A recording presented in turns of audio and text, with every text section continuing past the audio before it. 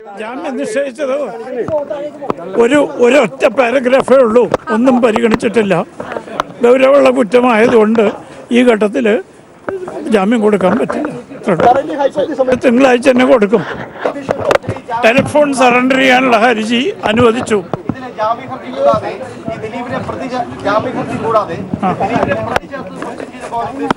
അത് ആദ്യം ജാമ്യം കിട്ടിയതിന് ശേഷം.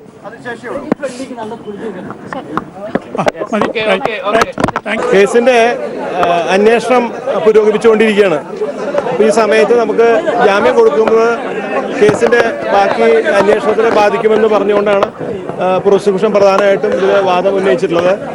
പിന്നെ ഇതിന് 11-ാം പ്രതി ദിലീപിനെതിരെ വ്യക്തവും കൃത്യവുമായ തെളിവ് പ്രോസിക്യൂഷന് ലഭിച്ചിട്ടുണ്ട്. അന്വേഷണ ഉദ്യോഗസ്ഥർ അതിൻ്റെതായ എല്ലാ രേഖകളും കളക്ട് ചെയ്തിട്ടുണ്ട്, എല്ലാ സാക്ഷിമൊഴികളും ഉണ്ട്. മറ്റുള്ള അന്വേഷണങ്ങൾ നടന്നുകൊണ്ടിരിക്കുകയാണ്. ഈ സമയത്ത് ജാമ്യത്തിൽ പോവുകയാണെങ്കിൽ ഒരു പക്ഷേ ഇതിലെ വിക്ടിമിനടക്കം അപകടസ്ഥിതി ഉണ്ടാകാൻ സാധ്യതയുണ്ടെന്നുള്ള കാര്യം കോടതി ബോധിപ്പിക്കേണ്ടതായി. നമസ്കാരം. ന്യൂസ് ആൻഡ് വ്യൂസ് ആരംഭിക്കുന്നു. ദിലീപിന് ജാമ്യമില്ല. ഈ വാർത്ത എന്തൊക്കെ ചോദ്യങ്ങളാണ് ഇന്ന് ഉയർത്തുന്നത്?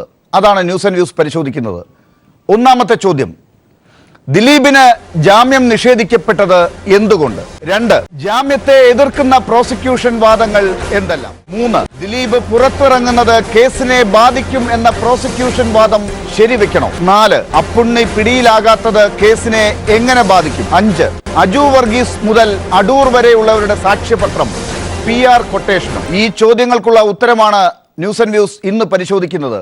ദിലീപിന് ജാമ്യം നിഷേധിക്കപ്പെട്ട വിഷയം ചർച്ച ചെയ്യുമ്പോൾ ആദ്യഘട്ടത്തിൽ ചർച്ചയിൽ പങ്കെടുക്കുന്നത് ചലച്ചിത്ര സംവിധായകർ ബൈജു കൊട്ടാരക്കര, ശാന്തിവിള ദിനേശ് എന്നിവർ, doctor James Vadakkanchery, advocate Ranjith Marar, ചലച്ചിത്ര പ്രവർത്തകൻ നടനും നിർമ്മാതാവുമായ പ്രകാശ് ബാരെ എന്നിവർ. ഒപ്പം അഡ്വക്കേറ്റ് രാംകുമാറിനെ ടെലിഫോൺ ലൈനിലും പ്രതീക്ഷിക്കുന്നു. ശ്രീ ശാന്തിവിള ദിനേശ്, ദിലീപിന് ഇന്ന് ജാമ്യം നിഷേധിക്കപ്പെട്ടിരിക്കുകയാണ്. ഈ താങ്കളെപ്പോലുള്ളവർ ദിലീപിന് ജാമ്യം ലഭിക്കണമെന്ന് ആഗ്രഹിച്ചിട്ടുള്ളവരാണല്ലോ. എന്താണ് ഈ വാർത്തയോടുള്ള പ്രതികരണം? എനിക്കൊന്നാമത് ഈ കോടതിയുടെ നിയമ നടപടികളൊന്നും അറിഞ്ഞിടാത്ത ഒരാളാണ്. എങ്കിലും ഞാൻ എൻ്റെ 1-2 സുഹൃത്തുക്കളോട് ചോദിച്ചപ്പോൾ പറഞ്ഞത് ഇത് ഹൈക്കോടതിയിൽ നിന്നേ ജാമ്യം ലഭിക്കാൻ സാധ്യതയുള്ളൂ, അങ്ങനെയുള്ളൊരു കേസാണ് ചാർജ് ചെയ്തിരിക്കുന്നതെന്നാണ് പറഞ്ഞത്. അപ്പോൾ അതിനപ്പുറം അതിനേക്കാൾ കൂടുതലൊന്നും പറയാൻ എനിക്കറിയില്ല. അതായത് ഈ കാര്യത്തിൽ ദിലീപ് പ്രതിയാണ്. ഈ പോലീസിൻ്റെ റിപ്പോർട്ട് പ്രകാരം അത്ര നിസ്സാരമായ കുറ്റമല്ല. ഞാൻ തിരിച്ചു വരാം. ഇപ്പോൾ അഡ്വക്കേറ്റ് രാംകുമാർ നമ്മളോടൊപ്പം ചേർന്നിട്ടുണ്ട്. അഡ്വക്കേറ്റ് രാംകുമാർ, ഇന്നത്തെ കോടതി വിധി അപ്രതീക്ഷിതമായിരുന്നു? ഒരിക്കലുമല്ല. കാരണം മജിസ്ട്രേറ്റ് കോടതിക്ക് വിചാരണ ചെയ്യാൻ അധികാരമില്ലാത്ത വകുപ്പുകളാണ് ചാർജ് ചെയ്തിരിക്കുന്നത്. 342, 360 ഇതൊക്കെ. അപ്പം ആ നിലയ്ക്ക് അവിടുന്ന് ജാമ്യം തരാൻ അധികാരമില്ല എന്ന് ഞാൻ പറയുന്നില്ല. പക്ഷെ വളരെ അസാധാരണമായ കേസുകളിൽ മാത്രമേ ചെയ്യുള്ളൂ. എഴുതിയിരിക്കുന്നത് ഗൗരവമുള്ള കുറ്റകൃത്യങ്ങളാണ്. അതുകൊണ്ട് ജാമ്യം കൊടുക്കാൻ പ്രയാസമാണ്. ഇന്നിപ്പോൾ പ്രോസിക്യൂഷൻ പറഞ്ഞിരിക്കുന്നത് ഈ വ്യക്തവും കൃത്യവുമായ തെളിവുണ്ട്.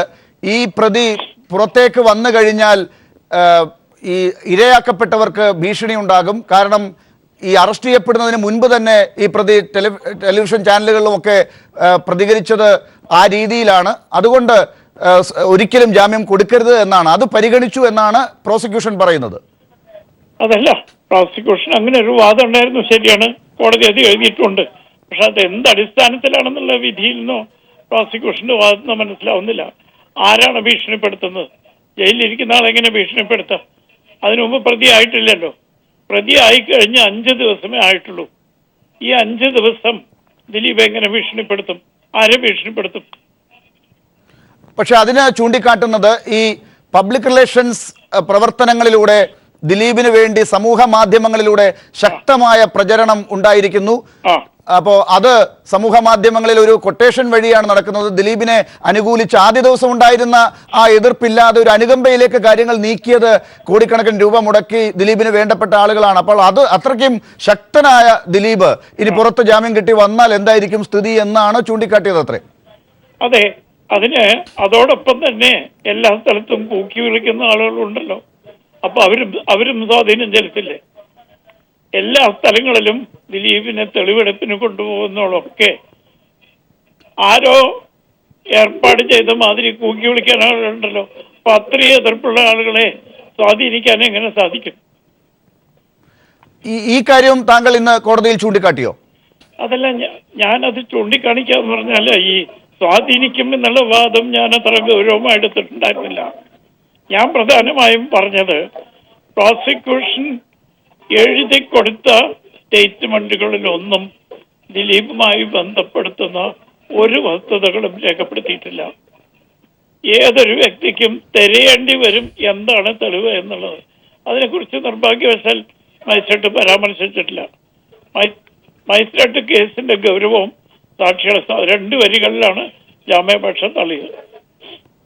അഡ്വക്കേറ്റ് രാംകുമാർ, അപ്പോൾ ഈ പ്രോസിക്യൂഷൻ അവകാശപ്പെടുന്നത് പോലെ ഒരു തെളിവും ഇല്ലാതെ ഇപ്പോഴും തെളിവുണ്ട്, ശക്തമായി തെളിവുണ്ട് എന്ന് അവകാശപ്പെടുന്നതല്ലാതെ അതെല്ലാം മുദ്രവെച്ച കവറിൽ കൊടുത്തിട്ടുണ്ട്, കേസ് ഡയറിയിലെല്ലാം ഉണ്ട് എന്ന് പറയുന്നിടത്തല്ലാതെ ഒരു കാര്യവും ഇല്ല എന്ന് ഉറച്ചു പറയുകയാണോ അഡ്വക്കേറ്റ് രാംകുമാർ? അങ്ങനെയല്ല.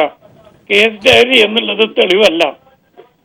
കേസ് ഡയറി എന്നുള്ളത് പോലീസ് അന്വേഷണത്തിന്റെ നാൾ വഴിയാണ്. അതൊരിക്കലും തെളിവല്ല. അത് തെളിവാക്കാൻ പാടില്ല എന്ന് ക്രിമിനൽ എവിഡൻസ് ആക്ടിലെ 162 വകുപ്പ് പറയുന്നുണ്ട്. തെളിവ് നിയമത്തിലെ 162 വകുപ്പ് പ്രകാരം പോലീസിന് കൊടുക്കുന്ന മൊഴികള് തെളിവല്ല. മറിച്ച് ദിലീപിന്റെ വീട്ടിൽ ഇന്ന് ചെന്ന് മൊബൈൽ ഫോൺ ബലമായി എടുത്ത് തെളിവുണ്ടാക്കാനോ ശ്രമം നടത്തി. അത് പൊളിഞ്ഞു. കാരണം മൊബൈൽ ഫോണുകൾ കോടതിയിൽ ഹാജരാക്കി സീൽഡ് കവറിൽ വെച്ചു. കോടതി അത് സ്വീകരിച്ച് ഫോറൻസിക്കിന് കൊടുക്കാൻ പോന്നു. പിന്നുള്ളത് അപ്പുണ്ണി വഴി ബന്ധപ്പെടുത്താനായിരുന്നു. അതും നടന്നില്ല. പ്രതീഷ് ചാക്കോനെ കൊണ്ട് മൊബൈൽ കൊടുപ്പിച്ചു എന്ന് പോലീസ് പറയാൻ നോക്കി. അത് ഇതുവരെ വിജയപ്രദമായിട്ടില്ല. അപ്പൊ പിന്നെ എന്താ തെളിവ്? ആ കാര്യത്തിൽ അഡ്വക്കേറ്റ് രാംകുമാർ, ഇന്ന് 2 മൊബൈൽ ഫോണുകൾ അവിടെ സമർപ്പിക്കാനുണ്ടായത്. പോലീസിന് അത് കണ്ടെത്താൻ പറ്റിയില്ല.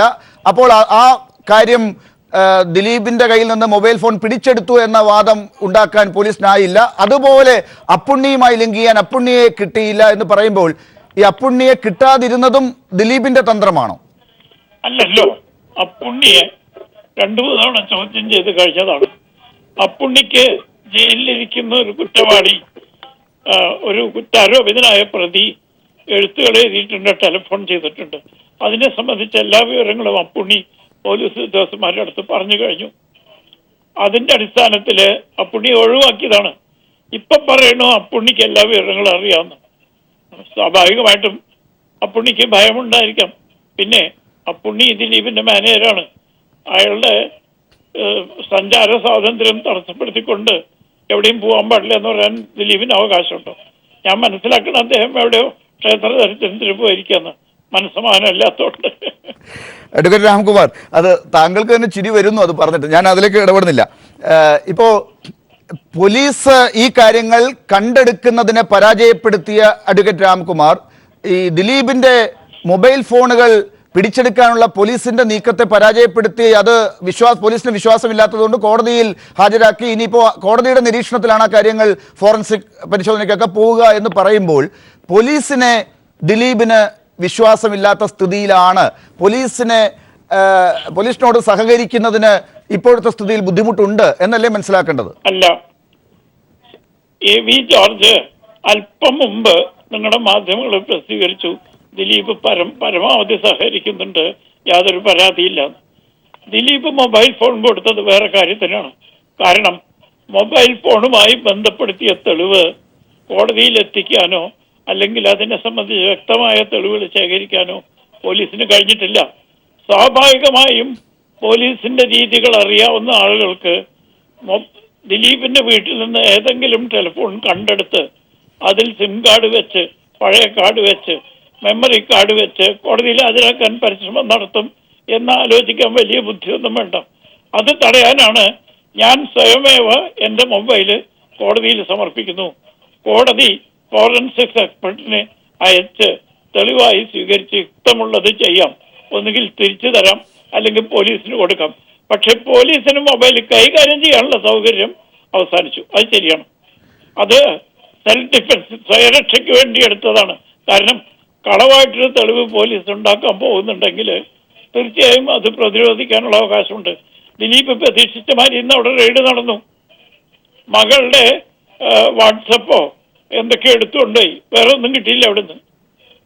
അഡ്വക്കേറ്റ് രാംകുമാർ, ഈ കാര്യത്തിൽ ഇപ്പോൾ ഇന്ന് ജാമ്യം കൊടുക്കുന്ന കാര്യത്തിൽ ഈ മജിസ്ട്രേറ്റ് കോടതി കാര്യമായി ഒന്നും പരിഗണിച്ചില്ല എന്ന് അങ്ങ് പറഞ്ഞല്ലോ. ഇത് കേസിന്റെ ഗൗരവം ഈ ചാർത്തിയിരിക്കുന്ന വകുപ്പുകൾ നോക്കിയാണ് മജിസ്ട്രേറ്റ് ജാമ്യം നിഷേധിച്ചത് എന്ന് പറഞ്ഞല്ലോ. അപ്പൊ അങ്ങനെയാണെങ്കിൽ ഈ കാര്യങ്ങൾക്ക് അർഹതപ്പെട്ട അധികാരപ്പെട്ട ഹൈക്കോടതിയിലാണ് തിങ്കളാഴ്ച ദിലീപ് സമീപിക്കുന്നത് താങ്കൾ മുഖേന.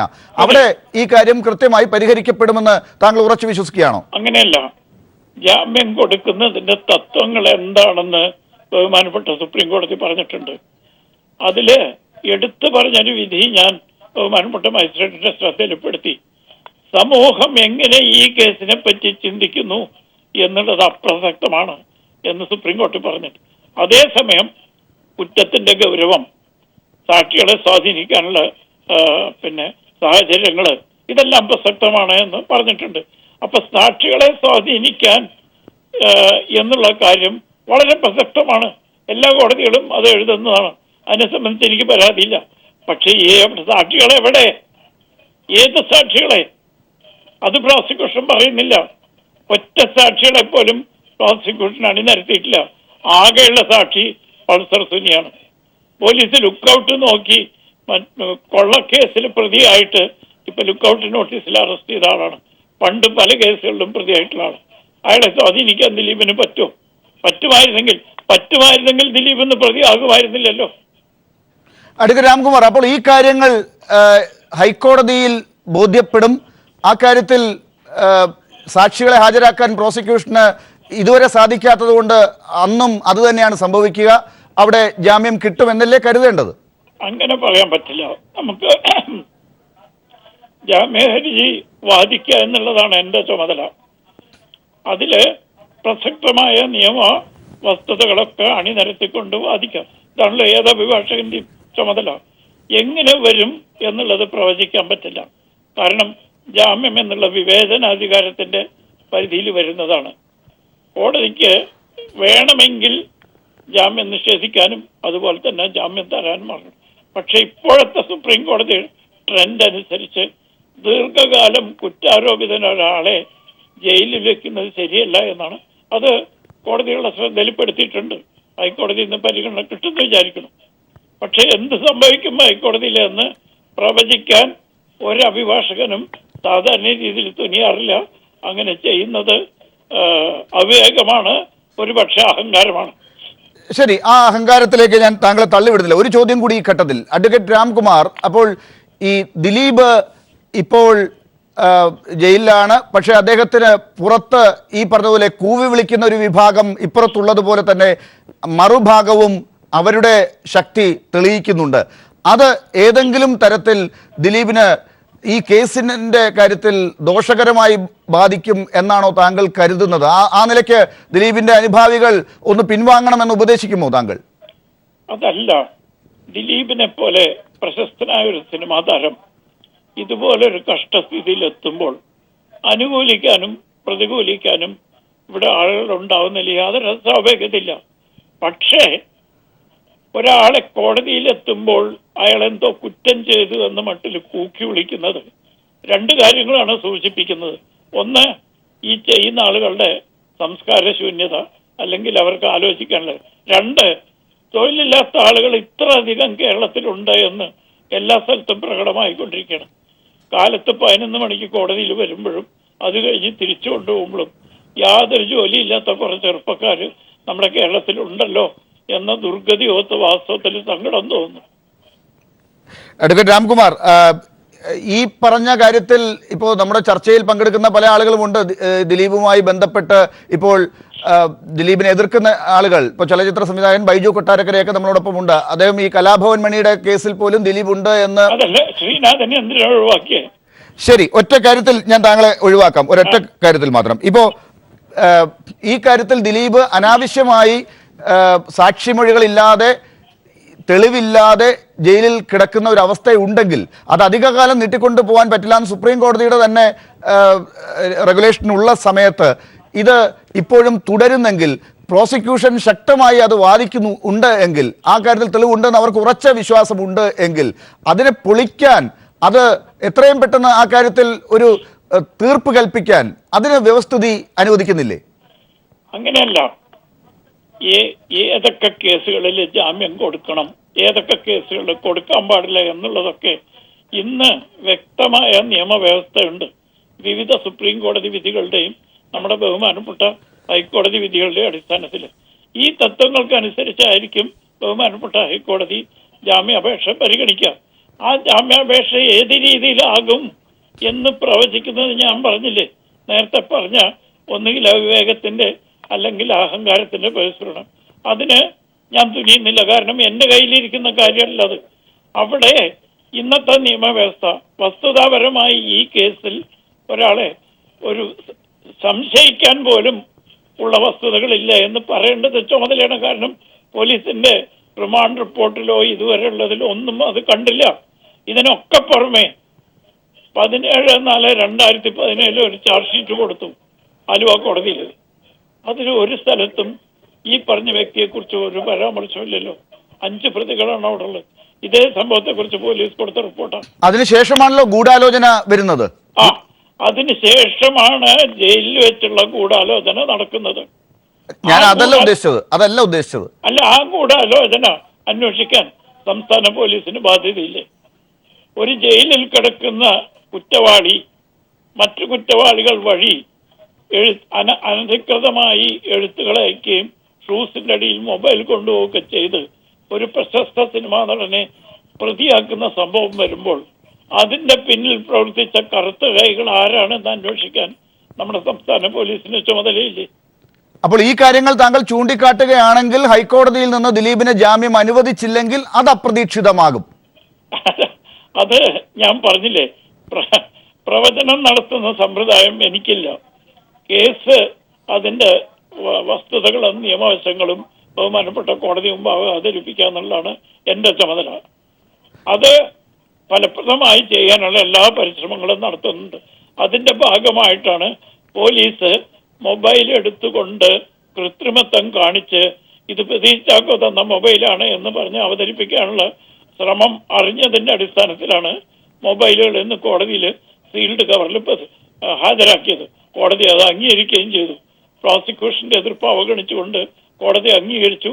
ഇനി കോടതി അതിനെ സംബന്ധിച്ച് എന്താ ചെയ്യാൻ പോണെന്ന് എനിക്കറിയില്ല. സാധാരണ തെളിവ് നിയമത്തിൽ പറഞ്ഞനുസരിച്ച് ഫോറൻസിക് വിദഗ്ധരെ കൊണ്ട് പരിശോധിപ്പിക്കും. പിന്നെ കോടതിയെ അലോസരപ്പെടുത്തിയ ഒരു കാര്യമുണ്ട് നിങ്ങൾ മാധ്യമങ്ങൾ ചെയ്യുന്നത്. നിങ്ങൾ മാധ്യമങ്ങൾ ഇപ്പോൾ ജഡ്ജിയുടെയും പ്രോസിക്യൂട്ടറുടെയും സാക്ഷികളുടെയും ഒക്കെ പണി ഒരുപോലെ ചെയ്യാണല്ലോ. ഇവിടെ വന്ന് അഭിപ്രായം പറയുന്ന ആളുകൾ ദിലീപ് കുറ്റവാളിയാണെന്ന് പ്രഖ്യാപിച്ചു കഴിഞ്ഞു. കോടതിയുടെ ചുമതല അവർ ഏറ്റെടുത്തു. കോടതിയുടെ ബാധ്യത വളരെ കുറവായി. കാരണം ഏതെങ്കിലും മീഡിയകളെ നോക്കി വിധി പ്രസ്താവിച്ചാൽ മതിയല്ലോ. ഇനി ആ ഒരു സ്ഥിതിവിശേഷം ലജ്ജാവഹമാണ്. ഈ ചർച്ച ചെയ്യുന്ന പലരും അത് ചൂണ്ടിക്കാണിച്ചിട്ടുണ്ട്. മാധ്യമങ്ങൾക്കും ചില അതിർവരമ്പുകളുണ്ട്. സ്വാതന്ത്ര്യമുള്ള പോലെ തന്നെ അതിർവരമ്പുകളുണ്ട്. ആ അതിർവരമ്പുകൾ ഉല്ലംഘിക്കുമ്പോൾ ഒരുപാട് കുടുംബങ്ങൾക്ക് ദുഃഖമുണ്ടാക്കുന്ന വാർത്തയുണ്ട്. നിങ്ങൾക്ക് ആഘോഷിക്കാം. പക്ഷെ ആ കാര്യത്തിൽ താങ്കൾ നേരത്തെ പറഞ്ഞതുപോലെ തന്നെ ഇപ്പുറത്ത് കൂവുന്ന ആളുകൾ ഉള്ളത് പോലെ തന്നെ അപ്പുറത്തും ജയ് വിളിക്കാൻ ആളുകൾ ഉണ്ടാകും എന്ന് പറയുന്നത് പോലെ രണ്ടു വശവും കാണിക്കുന്ന മാധ്യമങ്ങൾ അവരുടെ ധർമ്മവും കാണിക്കുന്നു എന്ന് കണ്ടാൽ പോരെ? അതിനെപ്പറ്റി ഒരു സംശയമില്ല. മാധ്യമങ്ങൾക്ക് ഇത് ചർച്ച ചെയ്യാനും വിവിധ അഭിപ്രായങ്ങൾ പ്രകടിപ്പിക്കാനും ഒക്കെയുള്ള അവകാശമുണ്ട്. പക്ഷേ അഭിപ്രായം പ്രകടിപ്പിക്കുന്ന ആളുകൾ കോടതികളുടെ ചുമതല ഏറ്റെടുക്കരുത്. അത് കോടതികൾക്ക് വിടും. കോടതികൾക്കുള്ളത് കോടതികൾക്കും മാധ്യമങ്ങൾക്കുള്ള മാധ്യമങ്ങൾക്കും പൊതുപ്രവർത്തകരുള്ള അവർക്കും അഭിപ്രായം പറയുന്നവരവരും. ഇവിടെ ഓരോരുത്തർ കുറ്റവാളിയാണെന്ന് പ്രഖ്യാപിക്കണം. സിനിമയായി ബന്ധപ്പെട്ട ചില ഡയറക്ടർ വിഭാഗത്തിലൊക്കെ പെട്ട ആളുകളുടെ ചർച്ച ഞാൻ ശ്രദ്ധിച്ചപ്പോൾ വാസ്തവത്തിൽ എനിക്ക് അത്ഭുതം തോന്നി. ഇവർക്കൊന്നും നിയമത്തിന്റെ ബാലപാഠം സിനിമയായിട്ട് ബന്ധപ്പെട്ടെങ്കിലും അറിയാനുള്ള ഒരു ആകാംക്ഷ അവർ പ്രകടിപ്പിച്ച് കാണുന്നില്ല. ശരി, അഡ്വക്കേറ്റ് രാംകുമാർ ഈ ഘട്ടത്തിൽ ഞങ്ങളോടൊപ്പം ചേർന്നതിന് വളരെ നന്ദി. മറ്റതിഥികളിലേക്ക് പോവുകയാണ്. ശ്രീ ബൈജു കൊട്ടാരക്കര, താങ്കളെപ്പോലെയുള്ള ചലച്ചിത്ര സംവിധായകരെയാണ് അഡ്വക്കേറ്റ് രാംകുമാർ ശ്രദ്ധിക്കുന്നത് ചർച്ചകളിൽ വരുമ്പോൾ. ഇങ്ങനെ സിനിമയെക്കുറിച്ചൊന്നും നിങ്ങൾക്ക് പറയാനില്ല, പക്ഷേ ഇത്തരം കാര്യങ്ങളിൽ ഈ കൂവി വിളിക്കുന്നവരെ പോലെ തന്നെ പണിയില്ലാത്തവരായി രാത്രിയിൽ മാധ്യമങ്ങളിൽ പണിയില്ലാതെ വരുന്നു എന്നുള്ള അർത്ഥത്തിലാണ് അദ്ദേഹം പറഞ്ഞത്. എനിക്ക് സത്യത്തിൽ നിയമത്തെക്കുറിച്ച് വലിയ പിടിയില്ലെങ്കിലും ഈ രാംകുമാർ സാർ പറഞ്ഞ കാര്യങ്ങളെല്ലാം ഞാനിങ്ങനെ ശ്രദ്ധിച്ചുകൊണ്ടിരിക്കുകയായിരുന്നു. ആ ശ്രദ്ധിച്ചിൽ നിന്ന് ഒരു കാര്യം വ്യക്തമായി. ഇപ്പോൾ പ്രതിയെന്ന് നമ്മൾ ആരോപിക്കപ്പെടുന്ന ആളിന് വേണ്ടി, അല്ലെങ്കിൽ പ്രതിയെന്ന് ആരോപിച്ച് അതിൻ്റെ തെളിവുകളോടെ കോടതിയിൽ ഹാജരാക്കിയ ദിലീപിന് വേണ്ടിയിട്ട് ഈ നവമാധ്യമങ്ങളിലും ബാക്കിയുള്ള സ്ഥലങ്ങളിലും എല്ലായിടത്തും അദ്ദേഹത്തെ അനുകൂലിച്ചുകൊണ്ട് പോസ്റ്ററുകളൊക്കെ വരുന്നത് പോലെ തന്നെ ഒരു പബ്ലിസിറ്റി സ്റ്റണ്ടാണ് അദ്ദേഹം ഇപ്പം നടത്തിയത്, രാംകുമാർ സാർ നടത്തിയത്. പിന്നെ രാംകുമാർ സാർ ഒരു കാര്യം മാത്രം ആലോചിക്കണം, കേരളത്തിലെ തൊഴിലില്ലാത്ത ജനങ്ങൾ മാത്രമല്ല ഒരു സൈഡ് അദ്ദേഹം ഈ ചർച്ചയിൽ പങ്കെടുത്തത് കൊണ്ടാണോ പബ്ലിസിറ്റി സ്റ്റണ്ട് എന്ന് പറഞ്ഞത്? തീർച്ചയായും അല്ല പുള്ളി പറഞ്ഞത് തീർച്ചയായിട്ടും ആ ചർച്ചയിൽ പങ്കെടുത്ത് ഈ കാര്യങ്ങൾ പറഞ്ഞതുകൊണ്ടാണ് പബ്ലിസിറ്റി. ഞാൻ ഒരുപാട് അദ്ദേഹത്തെ സമീപിച്ച് അദ്ദേഹത്തെ വല്ലാതെ ക്ഷണിച്ച് ബുദ്ധിമുട്ടിച്ചിട്ടാണ് അദ്ദേഹം ഈ ചർച്ചയിൽ പങ്കെടുത്തത്. അതിനകത്ത് വേറെ കാര്യമുണ്ട്. അദ്ദേഹം വേറെ കാര്യം പറഞ്ഞു. അദ്ദേഹം പറഞ്ഞു ഇത് കുറെ ആളുകൾ ഒരു സ്ഥലത്ത് കൂവുന്നു, കുറെ ആളുകൾ അപ്പൊ ഈ കൂവുന്നവരെ മാത്രമേ അദ്ദേഹം കാണുന്നുള്ളൂ. എന്തുകൊണ്ട് കൂവുന്നു? കേരളത്തിൽ അത്രയ്ക്കും വികാരമുണ്ട് ആളുകൾക്ക്, ഈ മാതിരി കേസിൽ അത്രയ്ക്കും വികാരമുണ്ട്. തൊഴിലില്ലാത്ത ചെറുപ്പക്കാർ ആണ് അവിടെ വരുന്നത്. അപ്പൊ ഈ കൈയടിക്കുന്നവരും തൊഴിലില്ലാത്ത ചെറുപ്പക്കാരാണല്ലോ. അപ്പൊ ഈ ഫാൻസ് എന്ന് പറഞ്ഞ് നടക്കുന്ന ആൾക്കാരും തൊഴിലില്ലാത്ത ചെറുപ്പക്കാരാണല്ലോ. അപ്പൊ എന്താ ഉദ്ദേശിച്ചിരിക്കുന്നത്? അപ്പൊ ഈ ആളൂരിവിടെ വന്ന എന്തിനാ? ഈ കേസിന്റെ കാര്യത്തിലല്ലേ വന്നത്. ആളൂര് സൗമ്യ കേസിലും അതേപോലെ തന്നെ ജിഷാവധ കേസിലും ആളൂരെടുത്ത നിലപാടെന്തായിരുന്നു? അതുപോലെ നിലപാട് തന്നെയാണല്ലോ അഡ്വക്കേറ്റ് രാംകുമാർ സാർ എടുക്കുന്നത്. അല്ലാതെ അദ്ദേഹം ഹൈക്കോടതിയിൽ ഏറ്റവും കൂടുതൽ ശമ്പളം മേടിക്കുന്ന അഡ്വക്കേറ്റ് ആയതുകൊണ്ടോ അല്ലെങ്കിൽ ആളെ കാണുമ്പോൾ ഒരു പുലിയാണെന്ന് പറഞ്ഞുകൊണ്ടൊന്നും കഥയില്ല. അദ്ദേഹം എടുക്കുന്ന നിലപാടും ഈ മാതിരിയുള്ള ഒരു കേസിൽ, അതായത് ഒരു സ്ത്രീയെ അപമാനിച്ച് പീഡിപ്പിച്ച ഒരു കേസിൽ കേരളം മൊത്തം ഇത്രയധികം ചർച്ച ചെയ്ത ഒരു കേസിൽ ഏറ്റെടുക്കുമ്പോൾ അതും നമ്മുടെ പ്രൊഫഷനുമായിട്ട് അല്പമെങ്കിലും ഒരു എന്താ പറയുക കുറച്ചെങ്കിലും ഒരു മാന്യതയുള്ള ഒരു കാര്യമായിരിക്കണം. അല്ലാതെ ചാനലിൽ വന്നിരുന്ന് സംസാരിക്കുന്നവർക്ക് മൊത്തം പണിയില്ല, അല്ലെന്നുണ്ടെങ്കിൽ ചാനലിൽ വന്ന് സംസാരിക്കുന്നവരൊക്കെ ഇല്ല. ആ വാചകം അദ്ദേഹം പറഞ്ഞില്ല. അദ്ദേഹം പറഞ്ഞത് ഈ കോടതിക്ക് പുറത്ത് കാത്തു നിന്ന് കൂവി വിളിക്കുന്നതിനെ കുറിച്ചാണ്. ഞാൻ തിരിച്ചു വരാം. അതിന്റെ ഒരു വ്യംഗ്യാർത്ഥം അങ്ങനെയാണ് അല്ലേ? ശരി, അത് പിടികിട്ടാൻ തന്നെയാണ് അദ്ദേഹം അത് പറഞ്ഞത്. ആ കാര്യം ഞാൻ സമ്മതിക്കുന്നു. ശ്രീ ബൈജു കൊട്ടാരക്കരയിലേക്ക് വരാം. അഡ്വക്കേറ്റ് രഞ്ജിത്ത് മാരാർ, ഇപ്പോൾ അഡ്വക്കേറ്റ് രാംകുമാറാണ് ദിലീപിന്റെ വക്കീൽ. അദ്ദേഹത്തിന് ഇന്ന് ജാമ്യം ദിലീപിന് കിട്ടാത്തതിന്റെ പേരിൽ അത് അപ്രതീക്ഷിതമല്ല, അതിന്റെ നിയമപരമായ തടസ്സങ്ങൾ വിശദീകരിക്കാൻ സാധിക്കും. പക്ഷെ പുറമേ നിന്ന് നോക്കുമ്പോൾ ദിലീപിന് കോടതി ജാമ്യം അനുവദിച്ചിട്ടില്ല. ആ നിലയ്ക്ക് പ്രതി എന്നുള്ള നിലയ്ക്ക് ശക്തമായി പുറത്തേക്ക് വിടാൻ പറ്റാത്ത വിധം ഒരു വ്യക്തിയാണ് ദിലീപ്. ഇരയ്ക്ക് പ്രശ്നങ്ങൾ ഉണ്ടാക്കാൻ സാധ്യതയുണ്ട്, സാക്ഷികളെ സ്വാധീനിക്കാൻ സാധ്യതയുണ്ട്, തെളിവുകൾ നശിപ്പിക്കാൻ സാധ്യതയുണ്ട് എന്നൊക്കെ ആരോപിക്കപ്പെടുന്നതിന്റെ പുറത്താണ് അദ്ദേഹം പുറത്തേക്ക് വരാത്തത് എന്ന് ആണ് മറുഭാഗം കാണുക. അത് ശരിയല്ല എന്ന് എങ്ങനെ പറയാൻ സാധിക്കും? അതെ, എൻ്റെ ഒരു ചെറിയ പ്രശ്നം എന്താണെന്ന് വെച്ച് കഴിഞ്ഞാൽ, ഇതിൽ രാംകുമാർ സാറാണ് ഇത് ദിലീപിന് വേണ്ടി ഹാജരാവുന്നത്. ഞാൻ രാംകുമാർ സാറിന് ദക്ഷിണ വെച്ചിട്ട് ഈ പ്രൊഫഷനിലേക്ക് വന്ന ആളാണ്. രാംകുമാർ സാർ പറഞ്ഞതിനെക്കാട്ടിലും കൂടുതലൊന്നും എനിക്ക് പറയാനില്ല. ബൈജുവിനെ പോലെ ഒരാളെ വിളിച്ചു വരുത്തി, അല്ല അദ്ദേഹത്തിന് നല്ല വിവരം ഉണ്ടാവും. രാംകുമാർ സാർ തന്നെ പറയുന്നത് പലരിൽ നിന്നും ഇനിയും നിയമം പഠിക്കേണ്ടി വരുമെന്നാണ് രാംകുമാർ സാർ പറയുന്നത്. ഞാൻ അദ്ദേഹത്തിന് ദക്ഷിണ ഒരു വിജയദശമിയുടെ അന്ന് ദക്ഷിണ വെച്ച് തുടങ്ങിയതാണ്. എനിക്കിതിൽ കൂടുതലൊന്നും ലാല് പറയാനില്ല. സാറ് പറഞ്ഞതിൻ്റെ അപ്പുറത്ത് ഒന്നും ഈ കേസിൽ എനിക്ക് പറയാനില്ല. സാർ അത് വേണ്ട രീതിയിൽ കൈകാര്യം, എത്രയോ വർഷത്തെ എക്സ്പീരിയൻസ് ഉള്ള സാറിൻ്റെ നന്നായിട്ട് ചെയ്യുന്നുണ്ടല്ലോ. അപ്പോൾ പിന്നെ നമ്മൾ ഇത് ഡിസ്കസ് ചെയ്യേണ്ട കാര്യമില്ല. എനിക്ക് അതിനെക്കുറിച്ച് ഒന്നും രാംകുമാർ വക്കീൽ കോടതിയിൽ ചെയ്തത് എന്താണ്, അതിനെ നമ്മൾ ഓരോ ഘട്ടത്തിലും എടുത്ത് അന്വേഷിക്കുകയല്ല. ആ കാര്യത്തിനുണ്ടായ റിസൾട്ടിനെ കുറിച്ചുള്ള പൊതുസമൂഹത്തിൽ വന്നിരിക്കുന്ന ചർച്ചയുടെ പുറത്ത് എന്ത് തരത്തിലുള്ള ഒരു വിലയിരുത്തലാണ് ഉണ്ടാകുന്നത് എന്നതിനെ താങ്കൾ എങ്ങനെ കാണുന്നു എന്നുള്ളതാണ്. ഇപ്പോൾ ബൈജു കൊട്ടാരക്കര പറയുന്നത് ദിലീപിന് ജാമ്യം കിട്ടാൻ അവകാശമില്ല എന്ന് തുടക്കം തൊട്ടേ പറയുന്നു. ആ കൂട്ടർ പറയുന്ന കാര്യം കോടതി ഇന്ന് അംഗീകരിക്കുന്നു. രാംകുമാർ സാർ അദ്ദേഹത്തിന് വേണ്ടി വാദിക്കുന്നുണ്ട് ദിലീപിന് വേണ്ടി, പക്ഷേ ജാമ്യം കിട്ടിയിട്ടില്ല എന്ന് പറയുമ്പോൾ ഈ ഘട്ടത്തിൽ ദിലീപ് ഈ ആരോപിക്കപ്പെട്ട ആ അത്രയും കുറ്റം ചെയ്ത ഒരു വ്യക്തിയായി തന്നെ നിലനിൽക്കില്ലേ എന്ന ചോദ്യം വരുമ്പോൾ ഉത്തരം രാംകുമാർ സാറിന് ദക്ഷിണ വെച്ചു എന്ന് പറഞ്ഞാൽ മതിയോ? ലാൽ, അതിന്റെ പ്രശ്നം ഇതാണ്. നാളെ എന്നിട്ട് എനിക്കൊരു ഒരു ഇത് വരാൻ പറ്റില്ല. കാരണം രാംകുമാർ സാറ് ന്റെ ഒരു കേസ് നടത്തിക്കൊണ്ടിരിക്കുകയാണ്. അതിൽ വന്നിട്ട് ഞാൻ അഭിപ്രായം പറയാൻ ആളല്ല. പ്രത്യേകിച്ച് രാംകുമാർ സാർ ഉണ്ടായിരുന്നു എന്ന് അറിഞ്ഞിരുന്നെങ്കിൽ ഞാൻ ഒരിക്കലും ഒരു അഭിപ്രായം പറയാൻ ഇതിൽ വരുപോലും ഇല്ലായിരുന്നു. കാരണം സാർ ഒരു വലിയ ഓഷനും ഞാൻ വളരെ ഒരു ചെറിയ ഡ്രോപ്പുമാണ്. ആ ഡ്രോപ്പിന് സാറിന് പറഞ്ഞ് സാറ് പോവുകയും ചെയ്തു. അതിൽ കൂടുതൽ എനിക്കൊന്നും പറയാനില്ല. ആ കാര്യത്തിൽ ഞാൻ രഞ്ജിത്ത് മാരാർ ഞാൻ കൃത്യമായ ഒരു കാര്യം പറയുകയാണ്. അതായത് അഡ്വക്കേറ്റ് രാംകുമാർ ഈ ചർച്ചയുടെ ഭാഗമായി എടുക്കണ്ട. അദ്ദേഹം ഒരു പ്രത്യേക ഘട്ടത്തിൽ ഇതിനൊരു ആമുഖമായി വന്നു. അദ്ദേഹത്തോട് ചോദിക്കാനുള്ള കാര്യങ്ങൾ നമ്മൾ എടുത്തു, അത് അവതരിപ്പിച്ചു കഴിഞ്ഞു. ഈ ചർച്ചയിൽ ഇപ്പോൾ അങ്ങാണ് ഭാഗമാകുന്നത്, രാംകുമാർ സാർ ഇല്ല. അപ്പോൾ ആ കാര്യത്തിൽ വരുന്ന സംശയങ്ങൾക്ക് രാംകുമാർ സാറിനെ അറിയാവുന്ന, അദ്ദേഹത്തിന്റെ വാദങ്ങൾ അറിയാവുന്ന രഞ്ജിത്ത് മാരാർക്ക് വിശദീകരിച്ച് തരാനുള്ള എനിക്ക് പറയാനുള്ളത് കേട്ടിട്ട് ലാൽ നിർത്തൂ. ലാൽ, ഇതിലെ പ്രശ്നം എന്ന് വെച്ച് കഴിഞ്ഞാൽ എനിക്ക് എൻ്റെ ഒരു ഇതിൻ്റെ പ്രശ്നമുണ്ട്, എൻ്റെ ഒരു എത്തിക്സിൻ്റെ പ്രശ്നമുണ്ട്, എൻ്റെ ഒരു ഗുരുത്വത്തിൻ്റെ പ്രശ്നമുണ്ട്. അപ്പോൾ അതുകൊണ്ടിട്ട് ലാൽ ഇന്ന് എന്നെ ഒഴിവാക്കണം പ്ലീസ്. അതല്ല, അങ്ങേ കാത്ത കേരളത്തിലെ ചാനലുകൾ മുഴുവൻ ഇപ്പോൾ അങ്ങയുടെ മുമ്പിലുണ്ട്. അവരോടെല്ലാം ഇതേ ഉത്തരം പറയാനല്ലല്ലോ അങ്ങിരിക്കുന്നത്. അങ്ങക്ക് പെട്ടെന്ന് അവരിലേക്ക് പോകാനാണ് ഉദ്ദേശമെങ്കിൽ എനിക്ക് അതിനകത്തൊന്നുമില്ല. പക്ഷെ എന്റെ ചോദ്യങ്ങൾക്കുള്ള ഉത്തരം അങ്ങ് പറയാൻ ശ്രമിക്കുക. എനിക്ക് അതാണ് അങ്ങയിൽ നിന്ന് കിട്ടേണ്ടത്.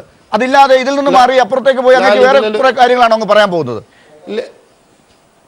ലാൽ, ഇതിലെ പ്രശ്നം എന്താണെന്ന് വെച്ച് കഴിഞ്ഞാൽ ഇതിൽ നാളെ ഞാൻ രാംകുമാർ സാറിൻ്റെ ജൂനിയർഷിപ്പ് ചെയ്തിരുന്നാണെന്നും ഇന്റേൺഷിപ്പ് ചെയ്തിരുന്നാണെന്നും എല്ലാം പലർക്കും അറിയാം. നാളെ വന്നിട്ട് ഞാൻ എന്തെങ്കിലും എൻ്റെ ഒപ്പീനിയൻ എപ്പോഴും അക്യൂസിന് അനുകൂലമായിരിക്കും. CRPC എല്ലാം നോക്കിയിട്ടാണെങ്കിൽ അക്യൂസിനായിട്ടുള്ള അനുകൂലമായിട്ട് ഒപ്പീനിയൻ എനിക്ക് പലപ്പോഴും പറയാൻ പറ്റിയില്ല എന്ന് വരുള്ളൂ. അപ്പം നാളെ ഒരിക്കൽ പറയാൻ പാടില്ല. ഇതൊരു പ്രൊഫഷണൽ റിലേഷൻഷിപ്പ് ഉള്ളത് കൊണ്ടിട്ടാണ് രഞ്ജിത്ത് വന്നിട്ട് ഇത് പറയുന്നത്. എൻ്റെ ഫേസ്ബുക്ക് പേജിൽ പോലും പേഴ്സണൽ അലിഗേഷൻസ് വരെ വന്നു തുടങ്ങി. I am not afraid about it. പക്ഷേ ഇന്ന് രാംകുമാർ സാർ പറഞ്ഞതിന്റെ ഞാൻ ഫുള്ള് കേട്ടു സാർ പറഞ്ഞത്. അതിന്റെ അപ്പുറത്തൊന്നും പറയാനില്ല. എനിക്ക് രാംകുമാർ സാറിനോട് ചോദിച്ച ചോദ്യങ്ങളല്ല സാർ അങ്ങയോട് ചോദിക്കാനുള്ളത്. ഒരുപക്ഷെ അങ്ങ് അക്യൂസ്ഡിന് വേണ്ടി വക്കാലത്തെടുക്കുന്ന ആളായിട്ടും പറയണ്ട. എനിക്ക് ആ രാംകുമാർ സാർ പറഞ്ഞതിലെ നിയമങ്ങൾ വിശദീകരിക്കേണ്ട.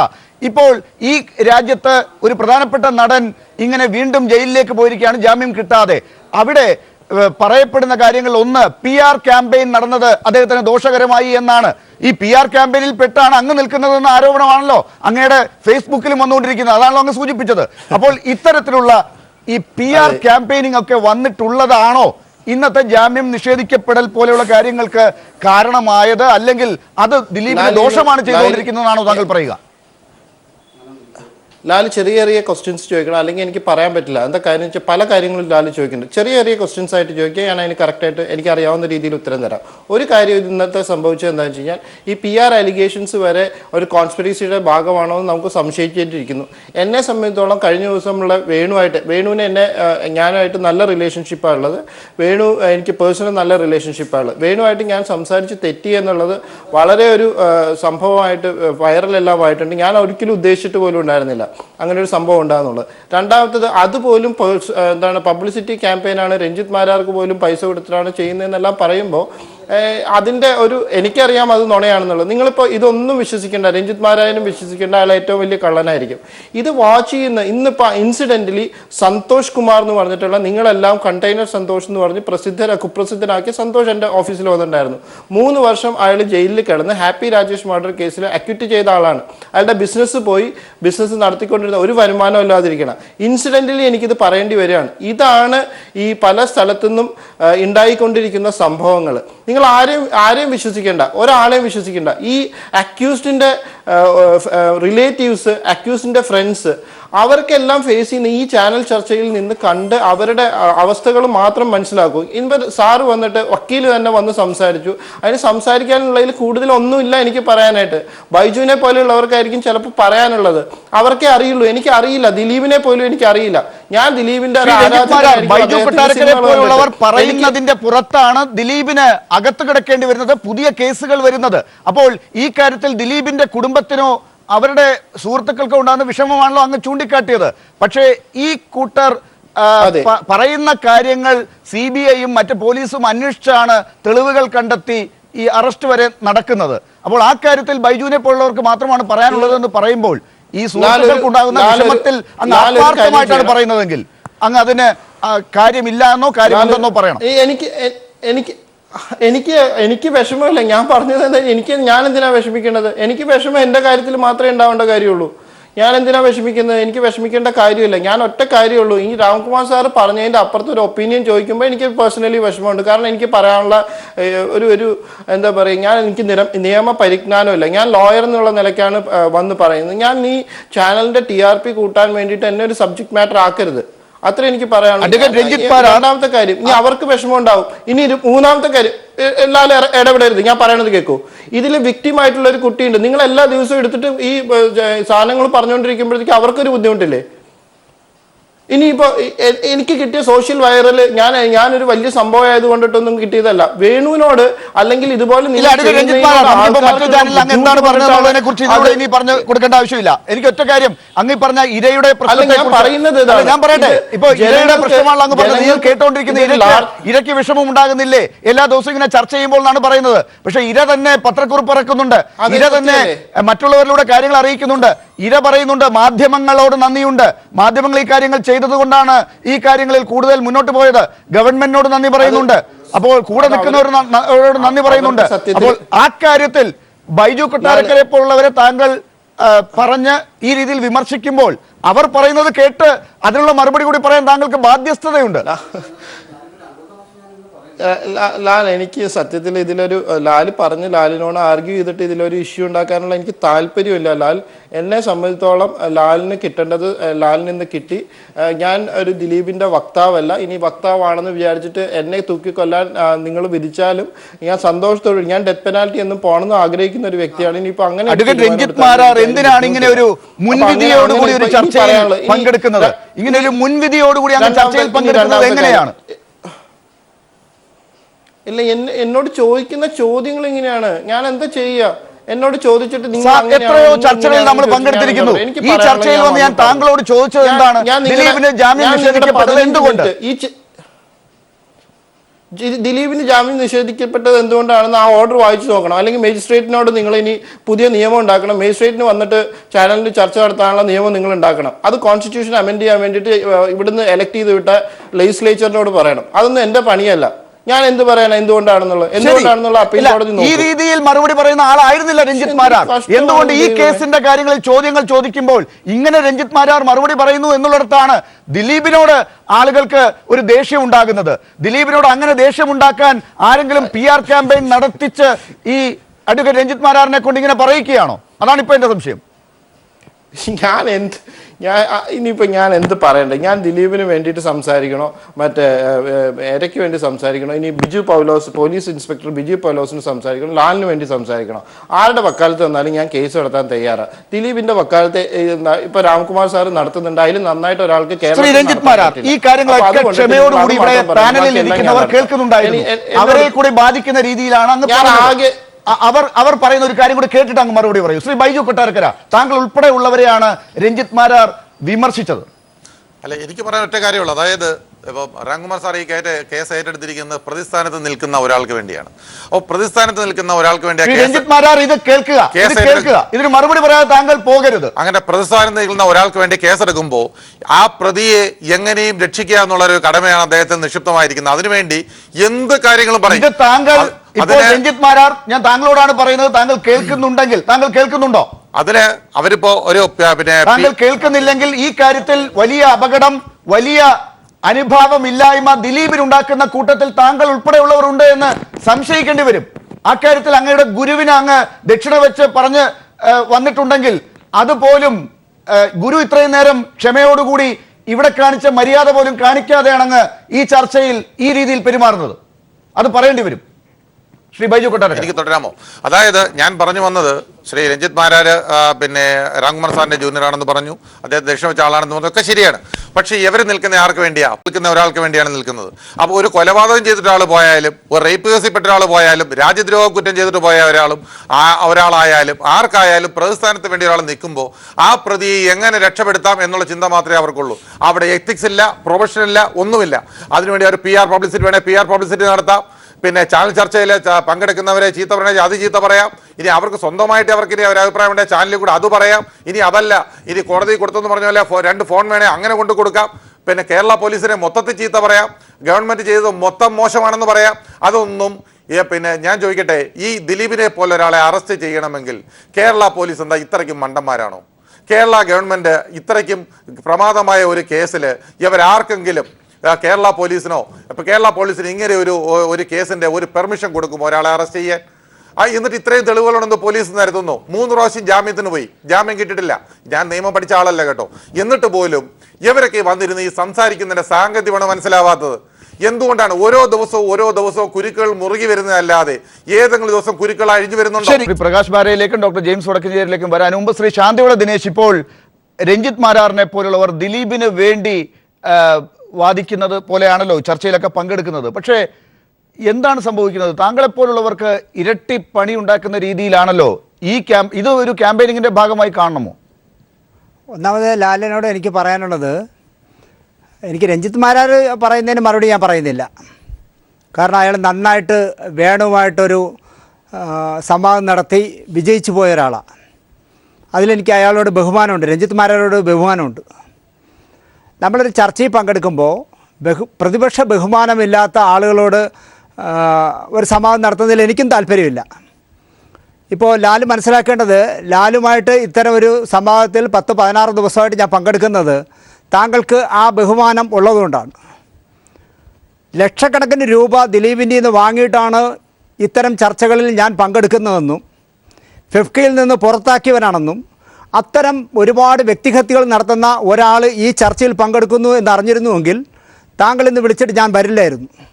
അതുകൊണ്ട് തന്നെ ദയവ് ചെയ്ത് ഇത്തരം ചോദ്യങ്ങളിൽ നിന്നും എന്നെ ഒഴിവാക്കുന്നത് നന്നായിരിക്കും. കാരണം ഫെഫ്കയുടെ ഒരു നിയമമുണ്ട്, ചില ആളുകളെ പുള്ളി തൊട്ട് വെച്ചിട്ടുണ്ട്, അവർ വരുന്ന ഒരു ചടങ്ങിലും ഒരു ഫംഗ്ഷനിലും ചോദ്യോത്തരത്തിന് പോകരുതെന്ന്.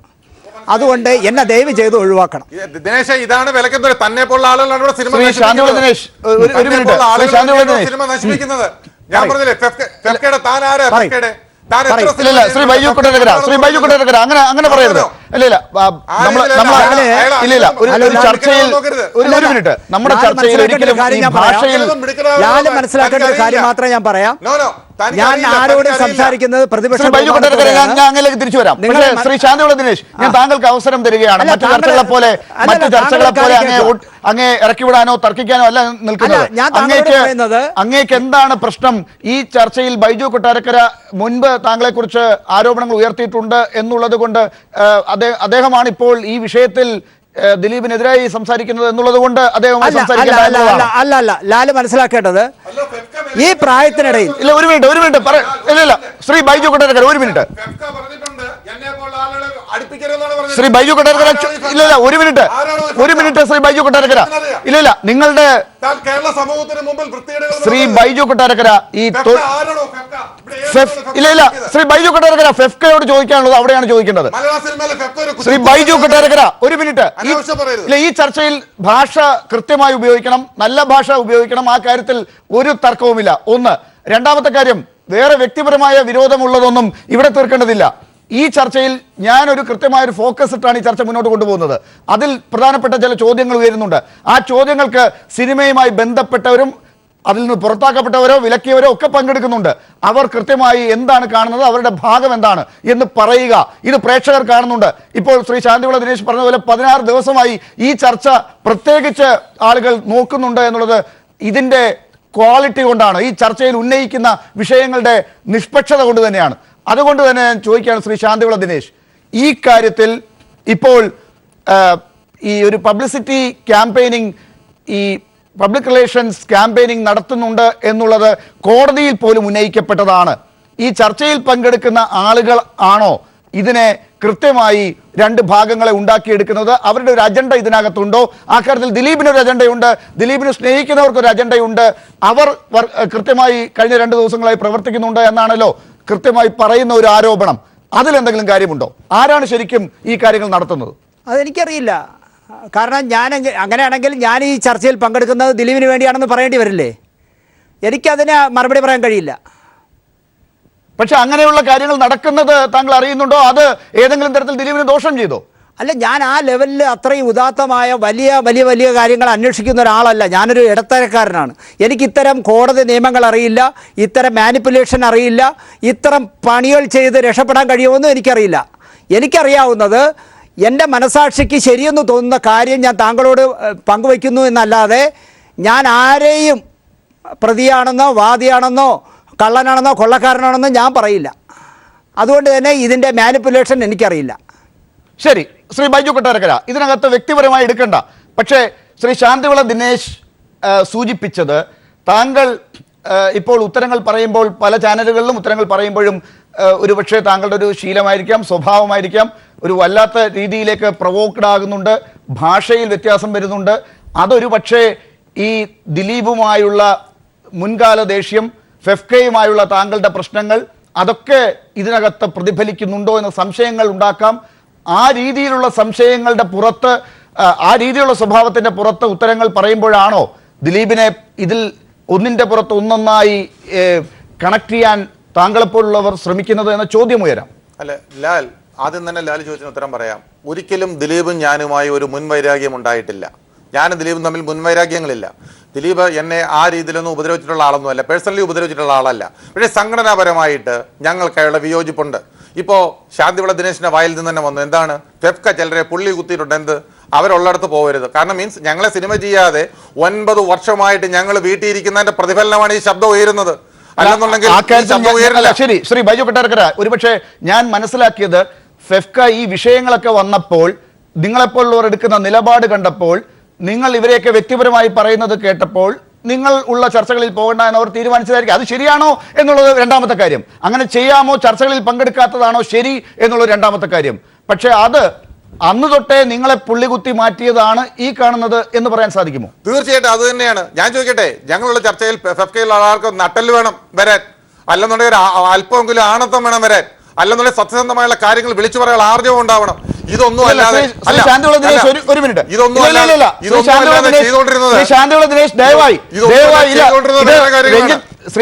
ദിനേശ് ദയവായി ചർച്ചയിൽ പങ്കെടുക്കാൻ, താങ്കൾ ഈ ചർച്ചയിൽ തിരിച്ചെത്തും എന്ന് തന്നെയാണ് എന്റെ പ്രതീക്ഷ. ശ്രീ ബൈജു കൊട്ടാരക്കര, ഈ വാക്കുകൾ ഉപയോഗിക്കുമ്പോൾ നമ്മൾ കൃത്യമായി ചർച്ചയിൽ പങ്കെടുക്കുന്ന ആളുകളെ വിമർശിക്കുമ്പോഴും അതിൻ്റെതായ ഭാഷയിൽ തന്നെ ഉപയോഗിക്കണം എന്നാണ് എനിക്ക് അങ്ങയോട് അഭ്യർത്ഥിക്കുന്നത്.